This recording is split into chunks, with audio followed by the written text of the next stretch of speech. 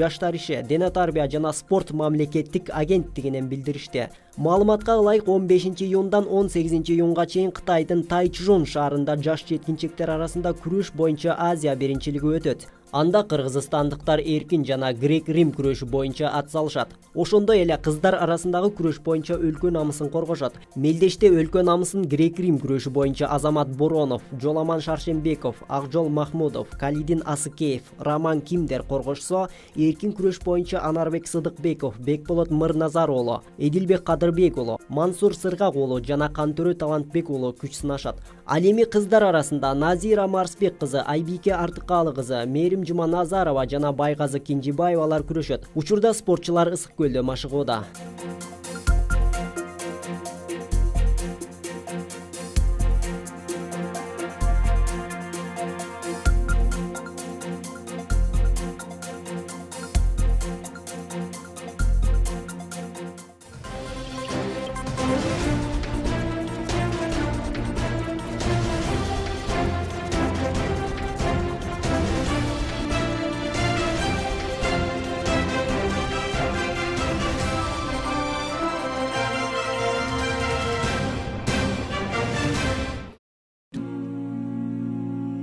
Өмүр бою орозо кармасам, түндөрдү эч уктабастан ибадат менен өткөрсөм, мал мүлкүмдү бөлүп Аллах жолунда сарптасам, бирок көңүлүмдө Аллах Таалага моюн сунгандарга карата жактырууну, сүйүүнү сезбесем, ал эми ага моюн сунбагандара карата жийиркенбесем, ал жасагандарымдын эч бир пайдасы болмок эмес. Абдуллах ибн Умар, Аллах андан ыраазы болсун. Сахил ибн Саад радилланху пайгамбарыбыз саллаллаху алейхи вассаламдын мындай дегенин баяндайт.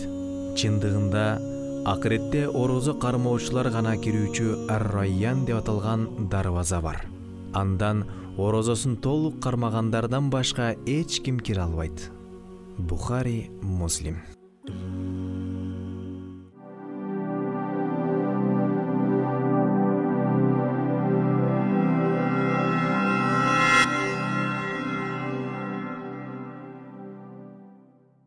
بسم الله الرحمن الرحيم قل أعوذ برب الفلق من شر ما خلق ومن شر غاسق إذا وقب ومن شر النفاثات في العقد ومن شر حاسد إذا حسد.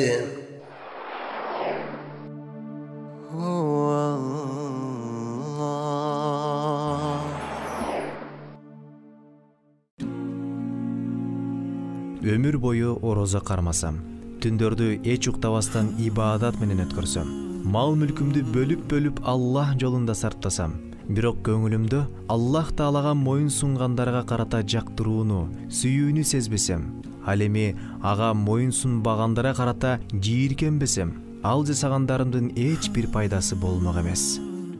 Абдуллах ибн Умар, Аллах андан ыраазы болсун.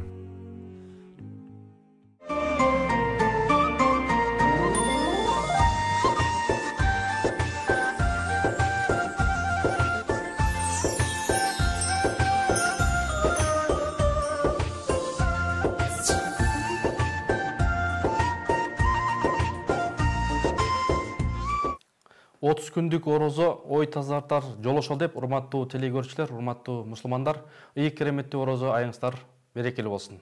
Кутмандуу кечиңиздер менен. Боорукер меримдүү Аллах Тааланын аты менен баштайбыз. Аллах Тааланын саламы, тынчтыгы, берекеси сиздер менен болсун, урматтуу телегөрүүчүлөр. Бүгүн сиздер менен биз ушул ак кара, жакшы жаман, ысык суук деп кыргызда талдап келишет. Урматтуу алымдарыбыз менен, устаздарыбыз менен Кудай буйрса бейиш жана тозок деген темада сөз кылабыз. Биз менен аягына чейин бирге болуңуздар. Анда бизге ушул аянга убактысын атайын бөлүп келген устаздарды тааныштырып өтсөм, Ишенал Арапаев атына Кыргыз мамлекеттик университетинин педагогика илимдеринин жетекчиси, педагогика илимдеринин доктору, профессор Жомарт Байсалов агай. Кош келдиңиз. Орозоңуз кабыл болсун. Рахмат. Жана ошондой эле кереметтүү Куранды арабчадан кыргызчага которуп Алым ұстазыбыз Құран нұры институтунун ректору Садыбака Доолов ұстазыбыз. Қош келдіңіз. Аллах разы Орозоңуз кабыл болсын. Анда ұстаз баягы биринчиден орозоңуздар Кудай таала кабыл болсын. Ошол бүгүнкү темабыз бейиш жана тозок. Ошол бейиш жана тозокко бир токтолуп берсеңиз. Бейиш жана тозок деген өзү эмне? Кээде бизде жанагы ата-бабаларыбыз айтып калат, бейишти көрүп келдиң беле деп айрымдары. Анан аңсарда эми азыр баягы Кудайга шүгүр, дин таанычуулар, теологдор, аалымдарыбыз көп. Анан кененирээк токтолуп берсеңиз. Bizde Bismillahirrahmanirrahim. Бейиш деген сөздү укканыбызда негедир эс алган, жан дүйнөгө ырахат тартуулаган нерсени элестейбиз. Анан бир жерге чыга калып, кооз нерсени көрсөк, темеле бейиште экен деп кетебиз. Сыпаттайбыз ушинтип окшоштуруп. Пайгамбарыбыз саллаллаху алейхи вассалам Аллах Таала өзүнүн момун мусулман бенделерине бейишти даярдады. Бейиштин ичинде алар үчүн болуп көрбөгөндөй хан сарайларды даярдады.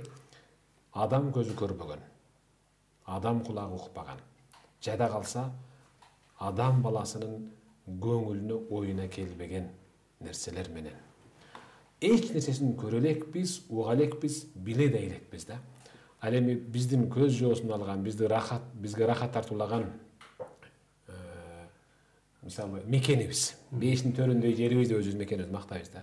Бул бейиштин кичинекей бир тамчысынын дагы 100ден 1 бөлүгү десем жаңылышпайм да. Демек бизди мындан да мыкты, жогорку деңгээлде али түшүбүзгө кирбеген мыкты бейиш күтүп атат. Кудай буйрса. Иншалла. Эми кыйналып кетсе, ой, тозок экен тигиниң деп калат. Же болбосо катуу ысыкка кабылып калса, эмне бале бул тозоктун ысыгы го деп калат. Ошон үчүн сапар алыспы, жакынбы иши кылса, мүрзө азабынын бир бөлүгү деп айтылган. Мүрзөдөгү азап дагы ошондой түйшүк тарттырса, сапарга чыккан киши дагы кодо ошондой түйшүк тартат. Анан ошону мүрзөдөгү азапка теңеген. Кыйналса, ой, тозок экен мунуң деп, биз жаман кыйналган нерсени тозокко теңеп, жанды рахатка батырган нерсени бейишке теңеп келебиз да. Ал эми тозок Кур'анда ал бир канча аттар менен келген. Бири нар, от. Калган аттары да ушинтип келет. Лаба, саир, жана башка аттар менен. Бейиш деле куд ушинтип келет. Жанна, бейиш. Наим, хульд, райян, фирдаус, салам, жана башка аттар менен келет. Ал эми тозок менен бейиштин кенен чечмеленишине балким берүүнүн кийинки эмелеринде. Рахмат агай, рахмат. Алла разы болсун. Аягында Жомарт агай айтсаңыз, баягы сиз Ишеналы Арабаев атындагы Кыргыз мамлекеттик университетте баягы шакирттериңиз, окуучуларыңыз, кандидаттар, докторлор, баягы сиз билебиз, мындай сыртыңыздан да угуп жүрөбүз. Баягы себепкер болуп, орозо кармаган агайлар, шакирттериңиз көп да. Анан баягы ушул жакшылыкка себепчи болгон ошол ишти жасагандай эле сооп алат деп атпайбы алымдарыбыз. Анан буйрса мынакей чоң иштер жасап атасыздар. Анан бүгүнкү темабызга токтолсоңуз. Бүгүнкү темабыз мына ажы акебиз жакшы айтып кетти. Бозок менен тозок жөнүндө биз ушу бала кезден эле энелерибизден, чоң аталарыбыздан, абаларыбыздан угуп жүргөнбүз. Куранда да окуп чыкканда да. Андан илгери бала кезде жанагы арабтардын киносу көп болчу эле, ошондо бир кино эсиме түшөт да дайыма тозок менен бейишти элестеткенде. Мисалы, орусчасы «Изгнанный из рая», кыргызчасы «Бейиштен куулган адам» деген кино чыгарышкан да, бир араб жөнүндө ошо. Ушу жашаганда жакшылык да кылып аптыр, жамандык да кылып аптыр, жакшы ишке деп аптыр, жаман ишке деп аптыр. Андан кийин бир кырсык болуп, о дүйнөгө узап кеткенде бейишке барса да албай коет да. Сен эмне жакшылык кылып аптырсың, бир кишиге да, бир поступкада жасабасың деп бейиш кабыл албай коет. Тозокко барса тозок да ошентет да. сен эч кимди өлтүрүп атпысың, эч кандай урлук кылып атпысың деп анан кийин ошо кинону дайым элестетем да. Эми өзүм жөн айтсак, эми мени да ушул орозого, намаз окуганга, ушул исламга мына жетелеп келген ушул менин мугалим эмес, менин окушум да. Азыр бизде проректор болуш дейт, Мелис деген жигитти таанысаң керек. Ошо мен өзүм аспирантым, азыр кандидат наук, проректор болуш дейт. Ошодо акырындык менен сүйлөшүп отуруп, агай мындай кылалы, агай намаз окуйлу, агай орозо кармайлы деп атып, анан өзүм да ушул эмеге кирип кеттим да. Анан ошо балага мен дайым ыраазы болом ушундай. Эми орозо деген ошо орозого кармаган киши да ошо бейишке барат деп айтышат аламдар. Анан кийин мен да ошол өзүмдүн да жакындарыма, окуучуларыма, мына биздин өзүм башкарган факультетте уже акырындап менен баягы күчкө салбай сөз арасында мындай эме менен бир 10 чакты киши орозо кармайбыз. Кийин эми эртеңден баштап дагы бир эжекебиз акыркы 10 күндүктү кармап көрөйүн деп атат. Сурап атат, эмне кылыш керек, канча тартыш керек, канча чыдайм деп мына ушундай акырындык менен кишини мажбурлабай түшүндүрүү жолу менен эметсе, илимдин жолу менен, илимдин баягы эми аста-аста деген эме бар го кызда. Жакшы агай, мына азыр агайыбыз айтпадыбы агай? Сөзүң соозуңузда жанагы орозо кармагандар, мисалы бейиштин аттары көп. Анан район эшигин сүйүнчүлөп айтат эмеспи, орозо кармагандар үчүн ушул район эшиги күтүп турат деп. Ошол боюнча айтып берсеңиз агай.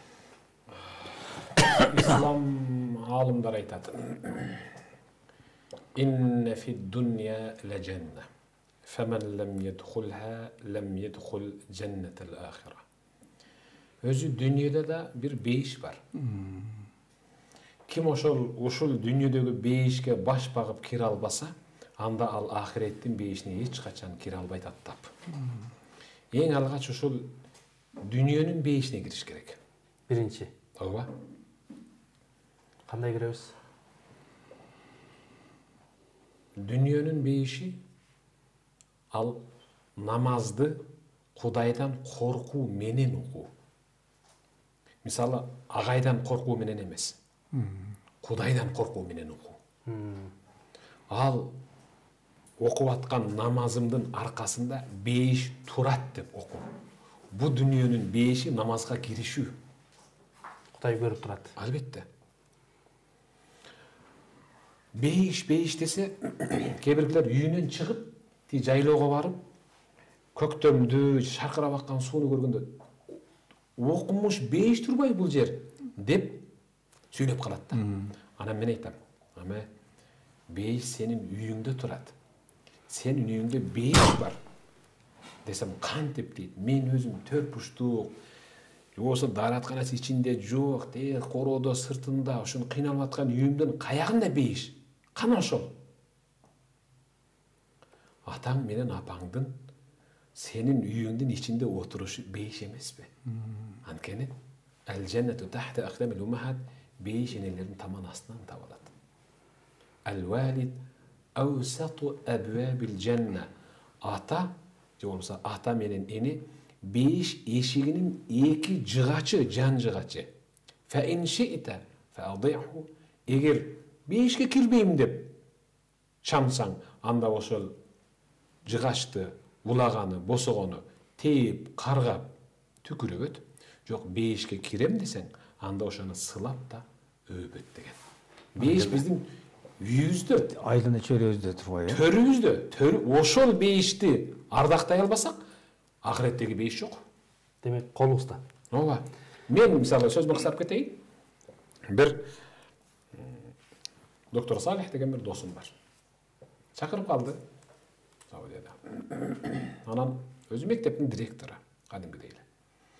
Ой, менде бир жакшы окуя болду, бир угасыңбы деди. Макул, мектебине бардык, анан класска кирип отурдук, отуруп ушул жерде бир кызык окуя болду деп калды. Угасыңбы деди, кайра. Угам, айтчы дедим. Анан бирок оор үшкүрүндү. Бир күн мен сабакка кирдим дагы. Сабактын бүтүшүнө 5 мүнөт калганда бүттү сабак, кетебеңерди жапкыла. Силерде бир талабым бар. Эртең сабакка бейиштин топурагын алып келмейинче класска кирбей эле койгула десем, бүт баардыгы таң калуу менен кетти. Бирок ал сөздү айткан, бирок мен өзүм унутуп калыпмын. Кийинки күнү сабакка кирип, дагы бүтүрүп атканда бир бала ак материалга уралган, түйүнгө уралган бир топуракты алып келип алдыма койду бир нерсе. Бул эмне деп таң калсам, кечээ сиз айткан сөзүңүз бейиштин топурагын алып кел дегениңизде мен алып келдим деди. Ошондо менин башыма бирөө соккондой болду. Кана калгандарың артка десем, эч ким унчукпайт. Баары мен телмириптик дейт. Болгон жалгыз эле жигит. Жалгыз бала. Ал дагы 4-класс. Айнан уулум. Ашчы. Ашты. Кадимки эле чаңгарлашкан, ыбырын-сыпырын топурак. Каяктан алдың муну? Үйдөн. Кантип алдың? Мен сага 5 топурак алып кел деп едим беле. Агай, билесизби? Сиз кайсы бир сабакта 5 энелердин таман астынан табылат дегениңиз катуу жүрөгүмдө калып калды эле. Бүгүн эртең менен туруп, апамдын короодо басып жүргөн ар бир изин чогултуп отуруп, түйүнгө салып келдим. Мына 5. 5 биздин короодо апабыз басып аткан жерде. 5 биздин үйүбүздүн төрүндө ата-энебиз отурган жерде. Ай, кечирет, ушул жерден улайбыз. Бизде коңгуроо бар экен. Түз эфирдебиз. Урматтуу көрүүчү, сизди угуп атабыз. Ассаламу алейкум. Алло, салам алейкум. Алейкум. Хош келдиңиз.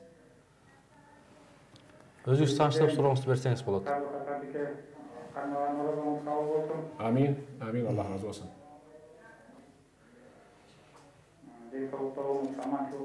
Амин. Амин.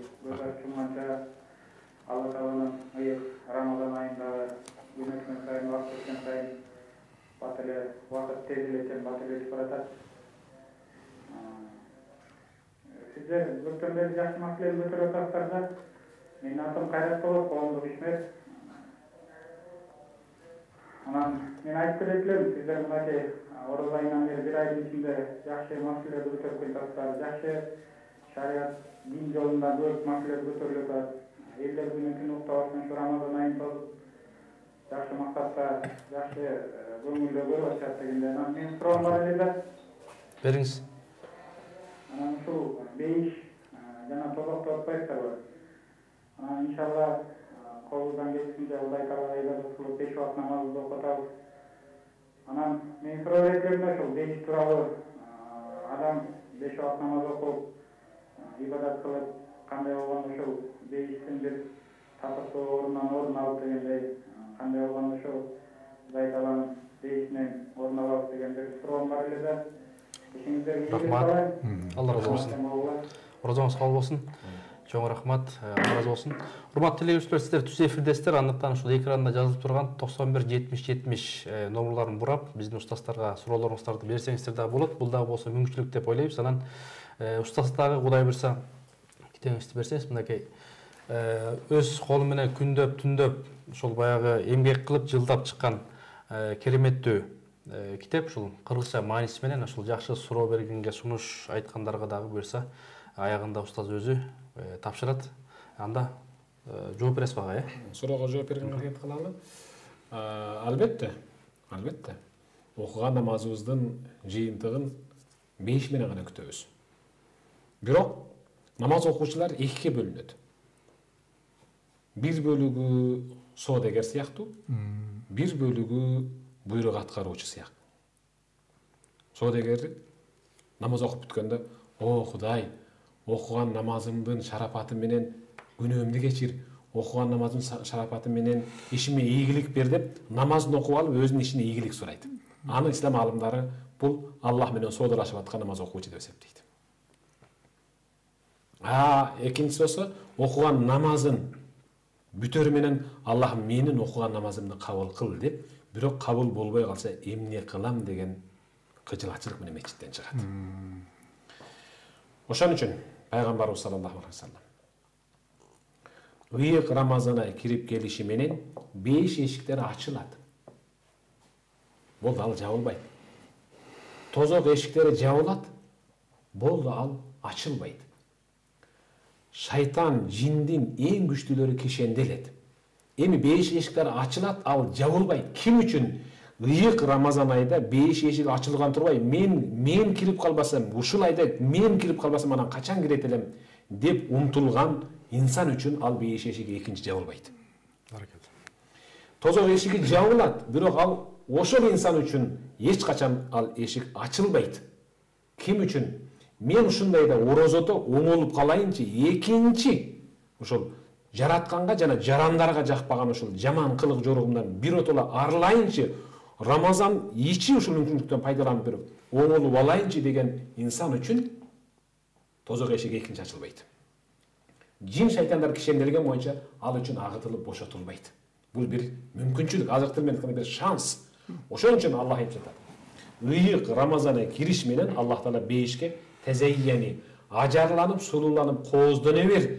Сага даярданып аткан бенделерим бар десе, бейиш айтат. Я Рабби, ошол даярданып аткандарды мага тезирээк жөнөтчү деп. Ким ошол? Ошол сиз жана мен жана бардыгыбыз Кудайдан үмүт кылып, туткан орозобуз менен окуп аткан намазыбыз жана башка кылып аткан жакшы иштерибиздин акысын бейиш менен гана түгөтүп алабыз деп үмүт менен жашап аткан биз киребиз иншалла.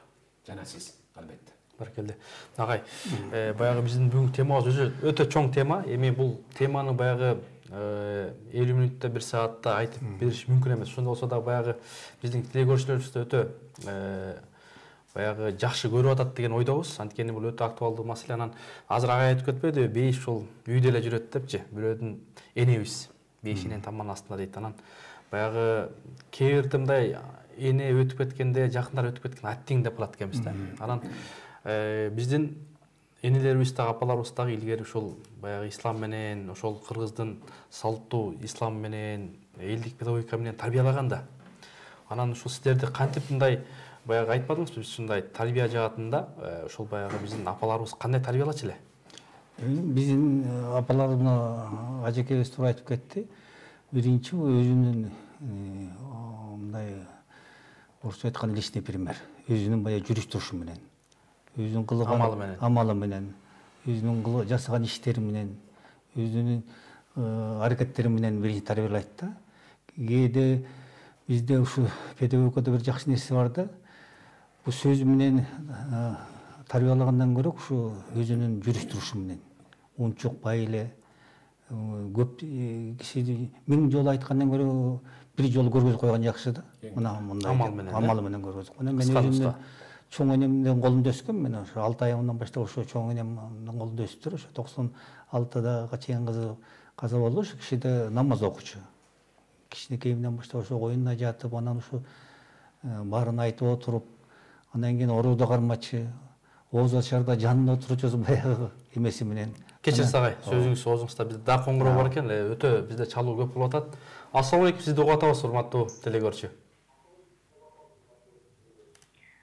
Алейкум салам, урматтуу угушчулар. Алейкум ассалам. Мен суроомдайда. Жана сиз айтпадыбы, бул бейиш сен үйүңдө жүрөт депчи. Менин атам кичинекейимден эле жок, анан менин дагы өстүргөн апам менин бейишим болобу деген суроону бергим келет да. Рахмат. Укмуш жакшы суроо. Албетте. Сиздин үйүңүздө да бейиш бар. Сизде 2 бейиш бар. Сиз сүйүнүң. Сиз эмнесине сүйүнөсүз?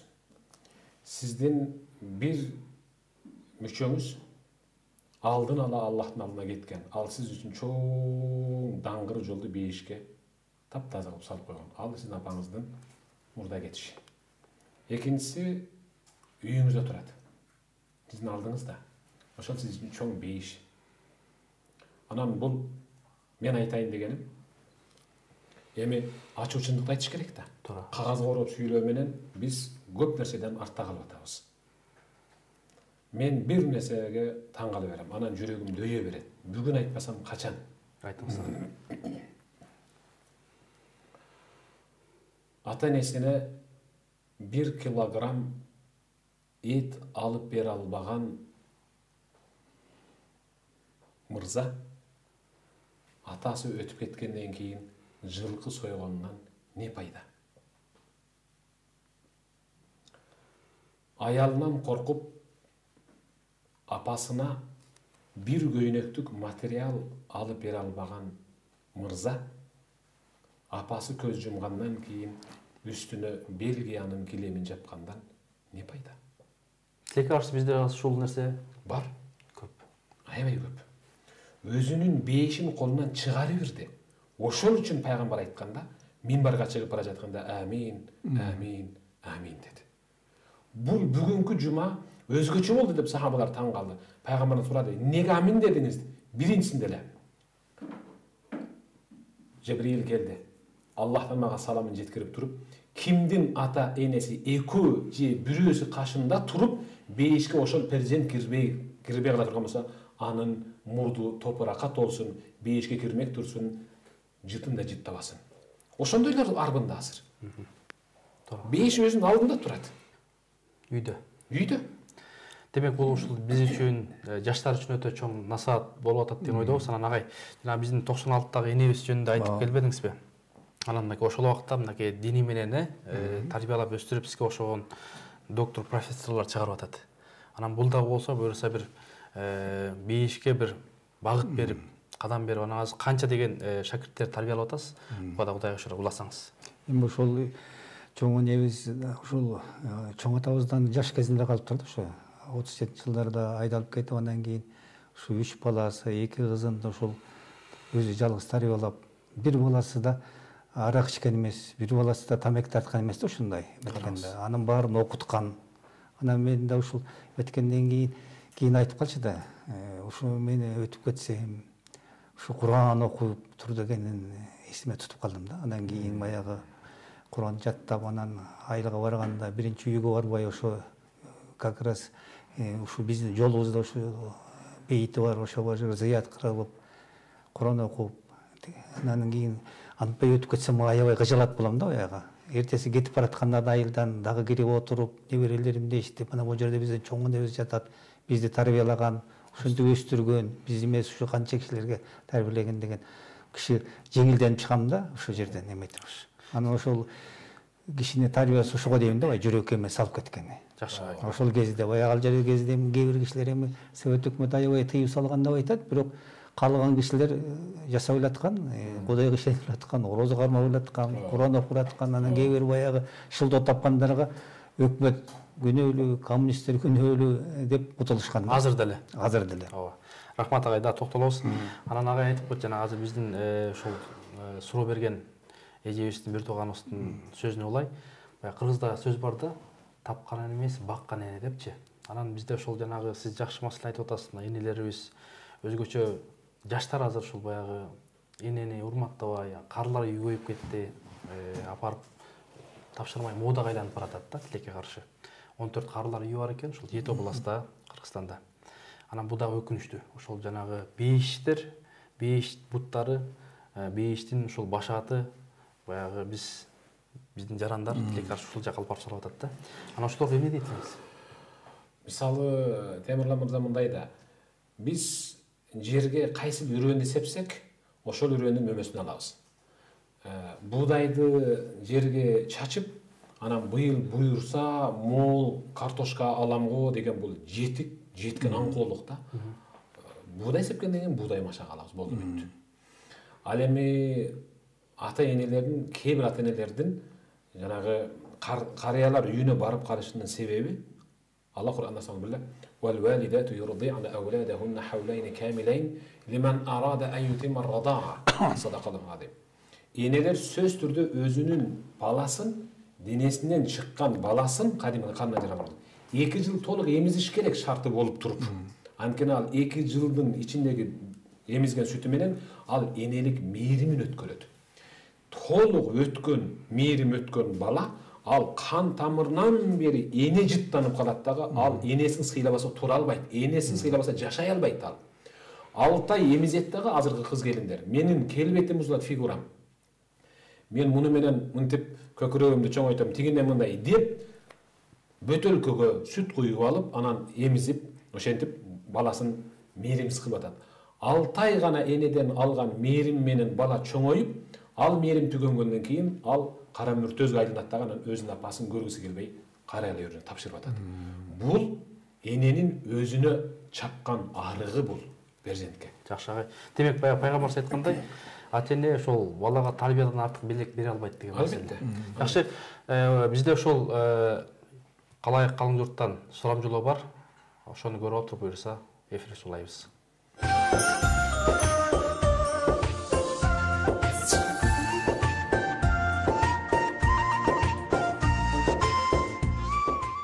Ыймандын шарттарынын бири болуп, акыретке такты айтканда 5 жана тозокко ишенүү болуп саналат. Ал эми азыркы коомчулуктун пикир ою кандай экенин чогуу сурамжылоо жүргүзүп көрсөк. 5 тозокко ишенүүгө болот.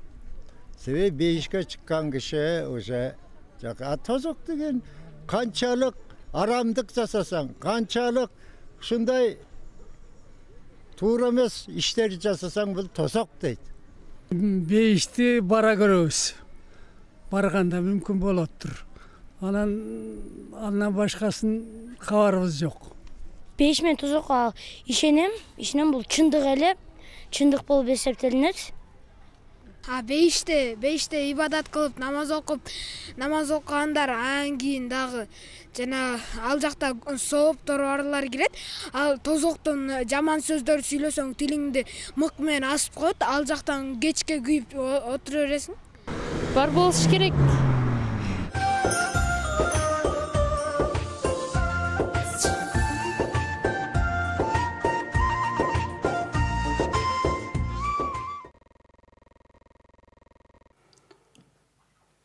Кереметтүү ороз айыңыздар дагы берекелүү болсун. Туткан орозуңуздар Аллах Таала кабыл кылсын, ибадаттарды кабыл кылсын.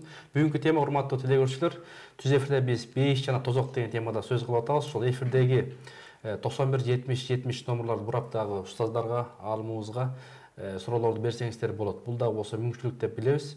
Анан азыр мына сурамжылоодон көрдүк устаз. Баягы кээ бирлер орто сарыда да, барганда көрөбүз, болуп калат болуш керек депчи. Анан ушул биздин жооп берип койсоңуз, ушул кандай кылып көрүш керек, эмне кылабыз көрүш үчүн, кандай путевка алабыз? 5 менен тозоктун бар экенине ынануу ал ыймандын шарты. Ал кадимкидей ыйманы толук бекем адам 5 бар тозок бар деп ынана алат. Аллахтын бир жана бар экенине ынануу, пайгамбарлардын жөнөтүлгөнүнө барлыгына ынануу, китептерине, периштелерине ынануу, тагдырдан жакшы жамандык болооруна, өлгөндөн кийин тирилүүгө жана 5 бар ага Аллах Таала алардын ибадатын кабыл кылгандар жана күнөөдөн кечирилгендер кирет. Тозокко кафирлер, ыймансыздар жана мусулмандардын ичинен күнөөкөрлөрү кирет деп ынануу, бул ыймандын бир шарты. Барсак көрө жатарбыз деген ал же тоңмойын, же болбосо таптакыр ишенбеген, же болбосо арсар таптакыр тозок менен 5тен түшүнүгү жок. Баягы ошол айтсаңыз устаз, мисалы кээде ушул азыр телегөрүүчүлөрдөн мындай суроо чыгат да, ушул 5ке мындай кечигип кирсе дегенде эмелер бар да, биз кечигип жүрөт окшойбуз, жана кечигип киреби, анан баягы күнөөлөр көп, анан ошол баягы тозоктон чыгабызбы дегенде эмелер айтып калышат да, кантип чыгат, ошол баягы салыштырмалуу түрдө кандай? Пайгамбарыбыз саллаллаху алейхи вассалам кабар беришинче, тозоктон акыркы бир инсан чыгарылат Аллахтын буйругу менен. Бирок албетте ар бир инсан өзүнүн жасаган ишинин үзүрүн жана азабын көрөт. Анткени Аллах Кур'анда "Фаман я'мал мисқала зарратин хайран яра". Ал чоң эмес, же тырнактай эмес, Аллах Таала атомчолук майда молекулада жасаган жакшы ишибиздин ырахатын да бере алат, ошончолук жасаган жаман ишибиздин азабын да бере алат. Кафирлер, гайридиндер, муъмин эместер, Аллахтын бир жана бар экенине ынанбагандар тозокко кирет. Мусулман муъминдердин ичинен күнөөлүүлөрү күнөөсүнө жараша тозокто азапталат. Буга ынанышыбыз керек сөз түрдө. Тозоктон кимдер чыгарылат? Кимдин жүрөгүндө чаңчалык же болбосо атомчолук Аллахка ынануу бар болсо, ал чыгат. Тавхиддин негизинде жашаса, ла илаха иллаллах Мухаммадур Расулуллах деп жашаса, Аллах чыгарат. Бирок күнөөсү себептүү Аллах адилеттүүлүгүнө таянып аны азаптайт. Аллах кааласа бирөөнү күнөөсүн ошол жерде кечирип 5ке киргизет, кааласа азаптайт. Бирок пайгамбар айтты, бир инсан бар менин үммөтүмдүн ичинен. Ал тозоктон акыркы чыгат, чыкканда дагы ал жөн чыкпайт. Ал өрмөлөп чыгат, 4 буттап, 4 аяктап. Чыккандан кийин Аллах Таала аны Мүрөк суусуна жуундуруп, пешенесиндеги жаханнам тозокулук деген жазууну өчүртүп бериштесине бейиштик деп жаздыртып, эми кир бейишке деп Аллах Таала бейишти сунуштаса, ал бейиштин эшигин башпагып туруп, "Я Рабби, атастахзиуни", мени мыскылдап атасыңбы дейт. Бул акыркы чыккан, тозоктон акыркы чыккан бенде Аллахка кайра, "Эй жараткан, мени мыскылдап атасыңбы?" дейт. Анан ушул жерге келгенде пайгамбар жылмайган. Эмнеге жылмайдыңыз, я Расулуллах десе, ушуну айтып атканда Аллах да жылмайгандыгы үчүн жылмайып атам дейт. Анан "Эй бендем, кирсең" десе, кайра башпагып туруп, "Батпайм да мен, баары ээлеп алыптыр" деп атат.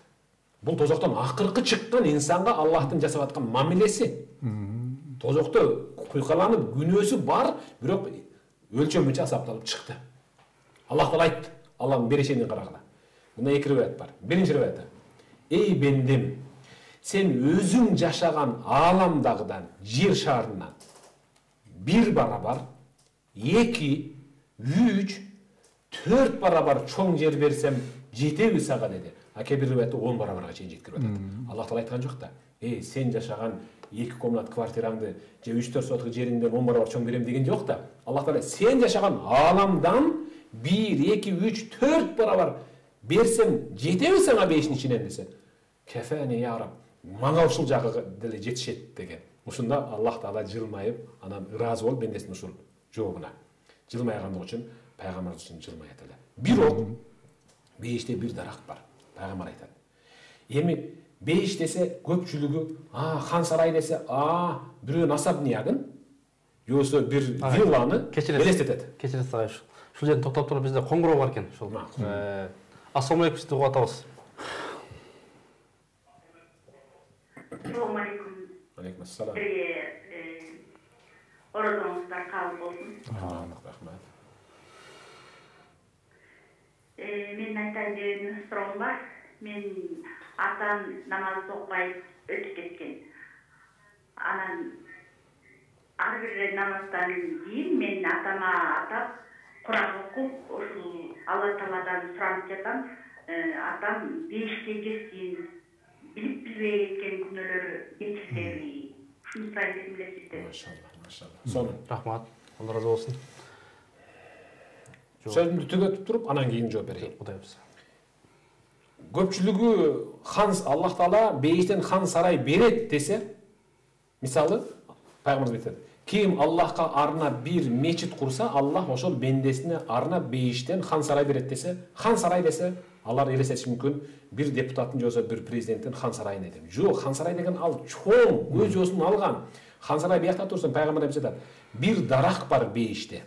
Ошол дарактын көлөкөсүнөн бул дүйнөдөгү эң күлүк атты чапса 100 жылдап жүрүп көлөкөсүнөн чыгып кете албайт деген. Дарактын көлөкөсүнөн 100 жылдап чапса, бир дарактын көлөкөсүнөн чыга албагандан кийин ага арналып Аллах тараптан ыйгарылып жаткан хан сарайды эмелестеткиле. Ошон үчүн пайгамбар айтат, көз көрбөгөн, кулак укпаган, адам баласынын көңүлүнө такыр, оюна, жүрөгүнө келбеген нерселер бар буюрса. Ал эми эжекебиздин суроосуна Аллах разы болсун. Пайгамбарыбыз саллаллаху алейхи ва саллям айтып жатат.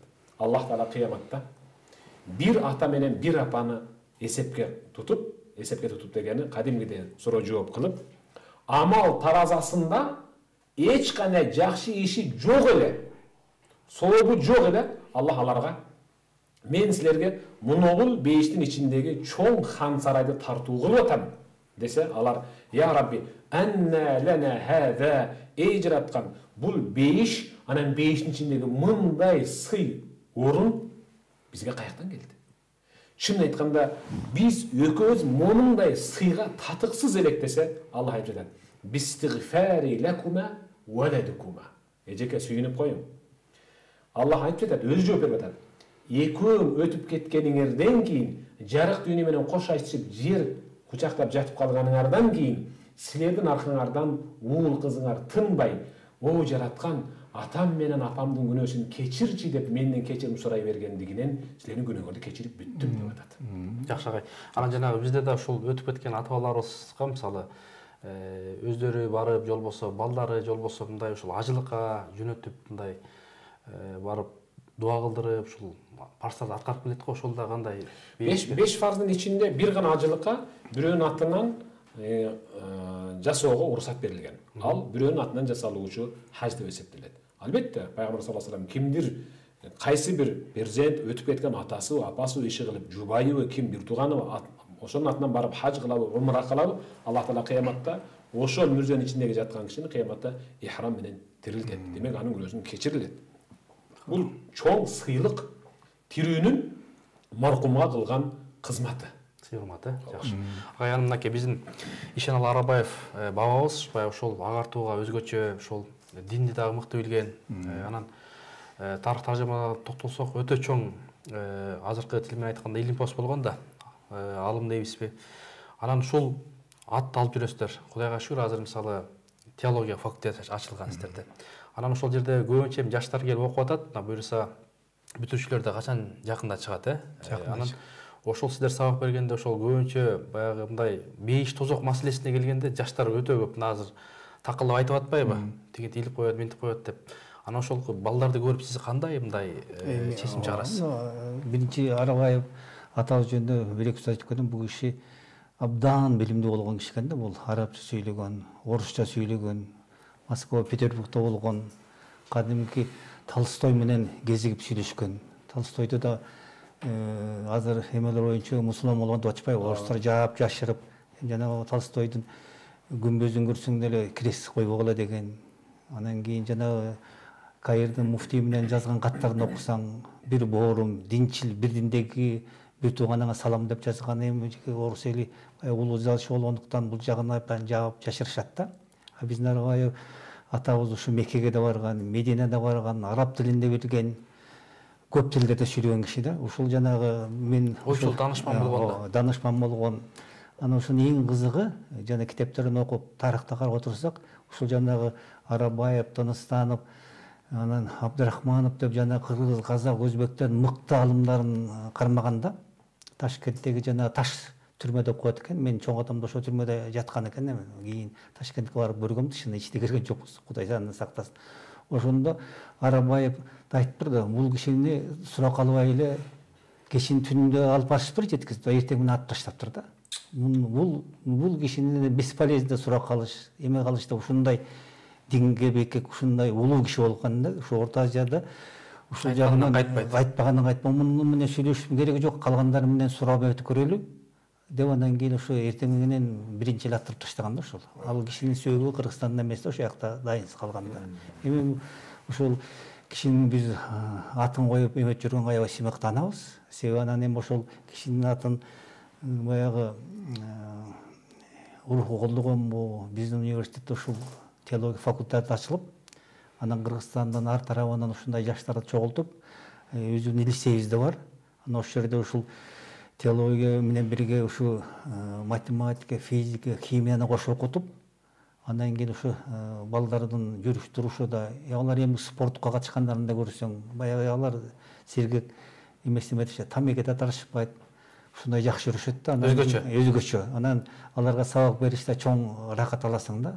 Алардын берген сулоору, ой жүгүрткөн ойлору, эми ошол Кыргызстанга булар айылдын оңуш үчүн ушу мектеп менен мечиттин ортосунда чоң байланышыбыз керек да. Себеби бала, жаш бала мечитке барса бирди угат, мектепке барса тегине угат. Эгерде экөө бириккенде, экөө бир комплекстүү тарбия болсо бергенде, ошондо мен ойлойм, ушу жакшы нерсе, жакшы адам. Ошондуктан биз жана теология факультетин ачтык да. Анан буга көп демөөрчүлөр жардам берип атат, арабтар жардам берип атат, түрктөр жардам берип атат, өзүбүздүн ишкер адамдар жардам берип атат. Эми жакында ушу эме чыгарып баштайбыз да. Андан тышкары ушу айылдагы молдокелерин да билимин жогорулатып, ушу Чубак ажы, Абдышүкүр ажы, анан башка алымдар чыгытып сабак окуттуруп да ушул жагында кошалдык да. Себеби бир эле биздин тарбиялаган балдар деги айылга имам жеми болуп олгучак, бул жагынан дагы комплекстүү кетсин деген эмебиз бар да. Анан Элмек Шакирович дегенди билесиңер. Ошол киши ошонун башында турат, өзү программасын жазган, анан өзү ажы турмушка ашырып атат да. Жакшы агай. Анан жакшы мугалимдерди тандап бергенбиз. колу таза, эң неске иманы таза, иманы таза, билимдүү. ошолорго жөн эле ар бир эле мугалим жер иштей албайт да. Себеби кээ бир бизде деле бар, жоолук салынган кишилерди көрсө жүрөгү айланган. Анан кичине эметип алган көрсө андай мугалимдер менен ал жерге иш жүргүз болбойт да баягы. Демек, буюрса ушундай баягы акырындык менен билим бере берсеңиздер, буюрса келечек кыргыздарды да, ошол жаштарыбызда, буюрса. Ана агай, мындай айтсаңыз, бизде кээ бир мындай адамдарыбыз жанагы бейиште сүрөттөлүп, баяндалып, Куранды мынакей күндөр, түндөр, айлап, жылдап котордуңуздар. Бул кереметтүү Куранды. Аллах разы болсун. Анан жанагы үр кыздар боюнча айтып берсеңиз, кээ бирлер ушуга мындай ишенишпейт да. Анан ушул ишенбесе эмне болот? Ишенгендерге кандай болот? Ушул боюнча токтолсоңуз. Бейиш ал биздин тилибизде айтылган бир ырахаттуу сөз. Тимеле бейиштин төрү экен дейбиз. Бейиш ал адам баласынын оюна келбеген нерсе. Анткени пайгамбар саллаллаху алейхи вассалам бейиштин ичинде кадимкидей хөрүл айндер бар. Нурдан жасалган кыздар бар. Алар иннеллазина аману ва амилус салихат, Аллахтын бир жана бар экенине чын жүрөгүнөн ынанып, 5 убакыт намазды окуп, жакшы иштен эч качан тажабай Кудайдан кечирим сурагандан чарчабаган, чалыкпаган муъмин мусулман инсан үчүн тартууланган, тартуу боло турган нурдуу кыздар бар. Ай, кечиресиз. Дагы коңгуроо бар экен. Түз эфирде ушундай бизде өтө көп элибиз көрөт, ошондуктан сиздерди угатабыз. Ассаламу алейкум. Атыңызды айтып, сурооңузду берсеңиз, кыскараак. Ассаламу алейкум. Алейкум ассалам. Сиздерден Аллах разы болсун, оразаңыздар кабыл болсун. Бул агайдын жанагы тиги өтүп кеткен атасы жөнүндө суроо берген мен жүрөгүм ордуна келди да. Мисалы, менин энемдин каза болушу менин ушул намаз окуп ораза кармашыма шыпа болду да эне. Бирок ушу энем бечара өзү оору эле 15 жыл ораза кармаган. Эми мен ушу 5 убакыт намазында ораза күндөрү ар дайым ушу энеме дуа кылам да, ушу энемдин күнөөлөрүн кечирип, ушу бейиштен орун алсын деп, анан энемдин баркына жетпей калгандай сезим болот менде ар дайымчы. Суу иш кылсам да ушу энеме багыштайм, ушу эне менен Кудайым ушу бизди бейиштен бирге тиресем деген оюм бар да, ушу энемди мындай абдан жакшы көрбөй калгандай мага сезим калат да. Анан бул биринчиден, экинчи айтарым, мен ушундай жыйынтыкка келдим да. Баланы ата эне бардыгы жакшы көрүп өстүрөбүз, бирок ушу баланы мындай жакшы көрүш керек экен, ушул балам келечекте тиги дүйнөдө бейишке кирсин деген ой максат менен баланы тарбиялаш керек экен да. Себеби баланын бейишке киришинин жолу ошо ата энени сыйлоо жана бардык исламда ибадаттарды жасоо экен деп мен жыйынтыкка келдим да. Ошого кандай карайсыздар? Рахмат. Биздин убактыбыз ушундай барган сайын кыскарып баратат. Ушул убакыт деген ушундай бүтпөйт экен. Суроого жооп бергенге өтө ийнем. Аллах дуа тилектериңизди кабыл кылсын, кемчиликсиз. Апаңызды, өзүңүздү, үй бүлөңүз менен баарыңызды, жедегеле баарыбызды Аллах Таала бейиштик кылсын. Албетте бейиштикпиз, сүйүнүм. Сиздин кылып аткан дуаңызды Аллах Таала кабыл кылып атат. Сиз мисалы айтып атасыз да, мен мисалы апамдын мээримине тойбой калдым. Албетте ар кимдин үстүнөн ар кандай өмүр таржымал кетет. Бирөө апасынын баркына жетип өтсө, бирөө апасынын баркына жетпей мисалы апасын өткөрө берет да. Бирок апаңыздын сизден күткөн бир эле үмүтү бар. Мага тынбай бата тилек кылып, Кудайдан мен үчүн бейишти сурап берсинчи деп. Сиздин ушу суранып жаткан, Кудайдан кечирим сурап жатканыңыз апаңыз үчүн. Ал апаңыздын бирден бир тилеги ушул өзү. Сиз деле мисалы балда уул кыздарыңызды менин керегиме жараса экен деп. Ал дүнүйөлүк керекти айтпайт ата менен апа. Дүнүйөлүк керекти эч качан сүйлөбөйт. Ахиреттик керегиме жараса экен деп. Сиз буюрса апаңыздын керегине жарап атасыз. Жакшы, биздин убактыбыз ушул. 4 мүнөт убактыбыз калды, урматтуу устаздар. Эми баягы өтө суроолор көп. Анан жанагы үр кыз боюнча, жанагы сүйүнчүлөгөн биздин сахабаларыбыз боюнча кыскача биздин телекөрүүчүлөргө айтып өтсөңүз. Ал эми үр кыздар боюнча бүгүн таңга чейин сүйлөсөк кете беребиз. Ошо мен эми кыскартайын сөзүмдү. Убакыт кыска экен да. Кыскасы, менимче бул программага дагы кийин ушундай өзүнчө бир жыгат окшойбуз. Анан үр кыздар бар. Ал чындык, ал баарыбыз үчүн бар. Гилмандар бар, кызмат кылчу мырзалар бар. тиякта атайын Аллах Таала бул жактагы оюбузду жөн эле мээге берип жөн эле кыялданып ола турган болсо, ошол ой менен кыялды Аллах Таала тиякка жашоого өзгөртүп коет. Куранда баяндалган. Куранда ачык айкын айтылган. Хадисте ачык айтылган. Пайгамбар айтат: ахиретте жаннатта кадимкидей базар бар.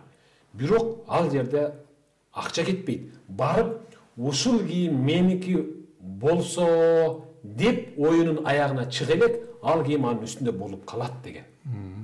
Иши кылса бейиш, бир сөз менен айтканда, мен бүгүн жеткире албаган, мен бүгүн силерге айтып аягына чыга албаган чыныгы момун мусулмандын тияктагы бизди күтүп аткан жашообуз. Жакшы агай, рахмат. Агай, эми жыйынтыктоо сөз ушундай убакытына аябай кызыктуу. Бул тема өтө чоң тема, эми элибизге, журтубузга калат элек жыйынтык сөзүбүз кыскара. Бир туугандарга эмне дейм, баарын ушу орозолор жеңил болсун деп тилейм. Орозолору берекелүү болсун. Ушул орозону дагы акыркы 10 күн кармаганга Кудайыбыз, Аллах Таалабыз күч кубат берсин. Тиги баары өлкөбүздө тынччылык болсун. Өсүп келаткан балдарыбыз ошо адептүү, эл башкарган, журт башкарган, журт атасы болгон балдар, кыздарыбыз тарбияланып чыксын. Ошо орозоңор кабыл болсун дейм. Рахмат агай. Агай, жыйынтыктоо сөз. Мен агайдын жана бир сөзүнө аябай кошулуп кубаттагым келди. Биздин мугалимдердин арасында кээ бир эжекелер Рамазандын акыркы 10 күнүн болсо да тутуп коеюн деп аябай аракет кылып атат деп умтулуп атат да. Аллах айткан: адам баласын жасаган баардык иши өзү үчүн болсо, туткан орозосу гана мен үчүн. Анткени ал купуя ибадат. Сыйлыгына бейишти мен гана берем деген. Ким бейишти алгысы келсе орозо тутсун. Мен ошентип орозо жөнүндө сүйлөп атсам, бир эже туруп: "Ой агай, айтыңызчы, биз Сабиз отогонун кызылча чапканын чыгабыз. Рамазанды оңойлотуп тутса болбойбу?" деди эле. "Болот, мен таптым оңой жолун" дедим да. Сүйүнүп кеттим. Анан лекциямды улай бердим, баягы кызыктыруу үчүн жооп бербей койдум. Кайра колун көтөрүп сурайт: "Оңой жолун айтпайсызбы?" "Жок, кийинен айтам." Бүткөндөн кийин чыгып бара жатсам: "Айтпайсызбы?" деди. Айтам. Огуң, жазың дедим, бүт бардык жазып атам. Рамазандын башында 10 күн тутасыз, ортосунда 10 күн тутуп коесуз, аягында 10 күн тутсаңыз ушу менен кутуласыз десем, анда оңойло турбайбыз деп калып калды. Мен күлгүмөн чыгып кеттим. Үйгө келсем кеч чалат: "Агай, мен азыр баягы сиздин сөзүңүздү үйүмө кыздарыма келип айтсам, баары бир күн, баары бир ай тутуп атпайсызбы дегенден сизге чалып атам" дейт. Анан Алла 30 күн, бир ай кылып бергенде мен эч качан 28 күн кыла албайм да. Ошол орозоңуздар куттуу болсун жана кабыл болсун. Бир маселе тагын биздин чалуулар болду, анан ушул мааниси бар китепти, керемет китепти бул кимге бересиз? Мага атайын кайра апам өтүп кетти эле, чындап эле мен эми кантем деп апасы үчүн жан кейитип, апасына ушул жаны кашайып, Кудайдан ушул кечирим сурап берип жаткан ушул эжелерге. Эжеге буюрса мынакей кереметтүү Куран, ушул устазыбыз которгон, алымыбыз которгон Куранды буюрса байланышып, номериңизди таштап биздин балдар берет. Рахмат. Анан мынакей Кудай буюрса биздин дагы экинчиси дагы бар. Бул жакта бул тажвид Куран. Тажвид Куранды ким билет? Кайрат деген байкечи алды. Анан дагы ушул апам өтүп кетти эле деп дагы бирөө чалып атпайбы ошентип апасы жөнүндө. Мен ошол эки ошо апасы жөнүндө салган ошол экөөнү эжелерге апарып беребиз. Рахмат. Анан мынакей бизде ошол түрк элчилигинен да Аллах ыраазы болсун, орозолорун кабыл кылсын. Бизден да керемет ушундай араб тилинде, орус тилинде Курандар бар. Жана ошондой эле балдар үчүн дагы ибадатты үйрөнөм, динимди үйрөнөм деген керемет китептер бар. Буюрса буларды дагы силерге белек кылып беребиз. Аллах ыраазы болсун. Урматтуу телегөрүүчүлөр, бизге бөлүнгөн убакыт аягына келип калды. Ошондой болсо дагы бейиш тозок жөнүндө азын-олак маалымат бердик деген ойдобуз. Кудай Таала бардыгыңыздарды, журтубуз менен бардыгыбызды Кудай Таала Фирдауста Аллахтын жүзүн көрүүгөзү насип кылсын. Кийинки одон амандашканча кайыр.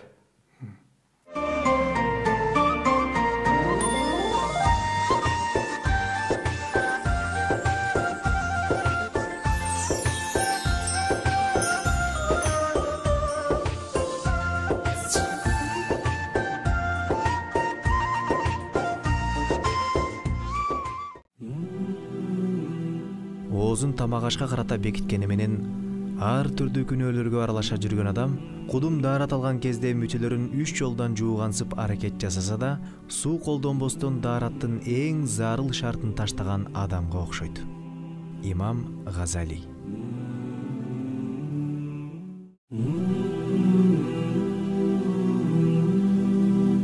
Көптөгөн орозо кармоочулар бар. Күнөөдөн тыйылбагандыктан орозосунан суусап чаңкоодон жана ачкалыктан башка эч бир пайдага жетпейт. Түн уйкудан туруп нафил ибадат кылган адамдар бар. Күнөөдөн тыйылбагандыктан, уйкусуздуктан жана чарчоодон башка эч бир пайдага жетпейт. Ибн Мажа.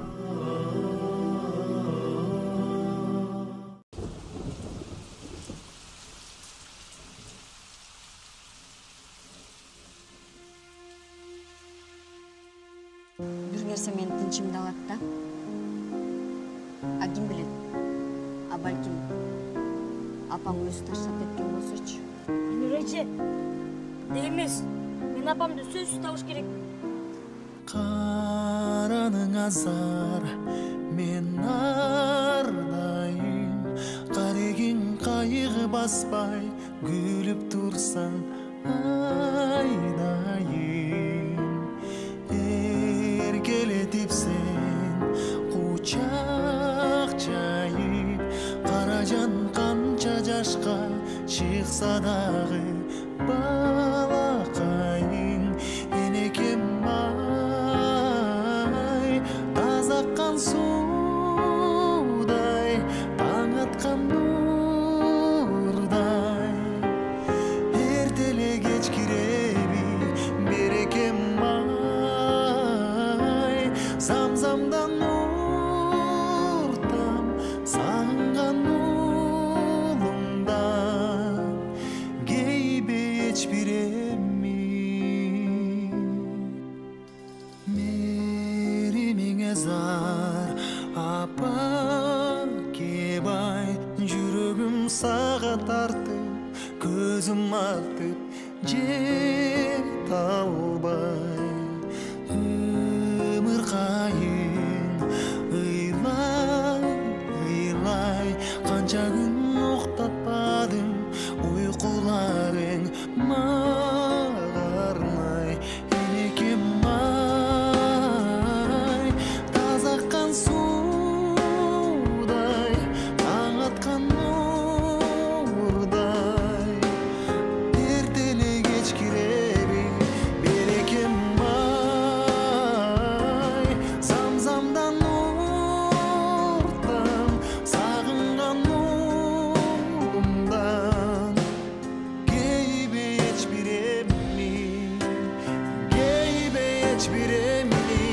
энекем ай, тазаккан суудай, таң аткан нурдай. Эртеле кеч киреби берекем ай, замзамдан нуртам сагынган улумдан. Кейбе эч бир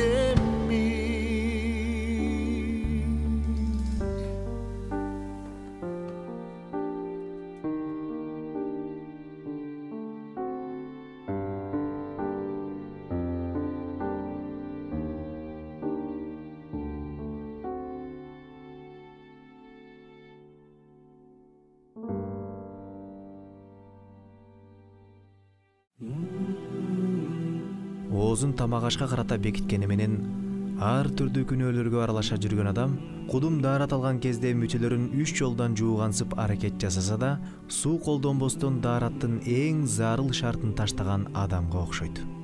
Имам Газали.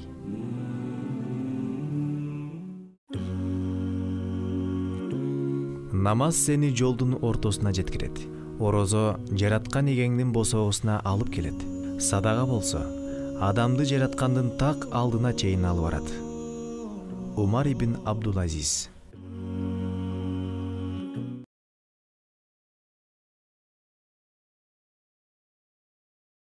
Oh Allah the Almighty, protect me and guide me to your love and mercy. Ya Allah, don't deprive me from beholding your beauty. Oh my Lord, accept this plea. حسبي ربي حسبي ربي جل الله. Oh ما في قلبي غير الله. نور محمد صلى الله لا إله إلا الله وطنها کون ہے بادشاہ وہ کون ہے مہرباں وہ کون ہے کیا اونچی شان ہے اس کی سب نشان ہے سب دلوں کی جان ہے حسبی ربی ما في قلبي نور محمد صلى الله لا إله إلا الله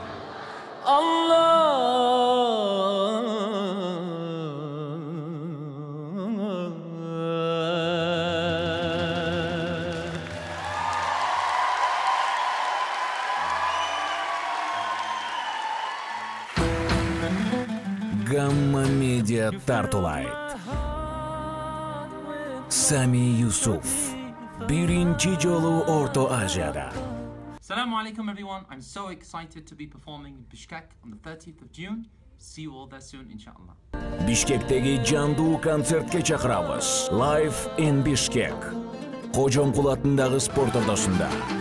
Biletler boyunca malumat Gamma Media KG saytında. Telefondor 0555 50 50 43 jana 0552 60 11 61.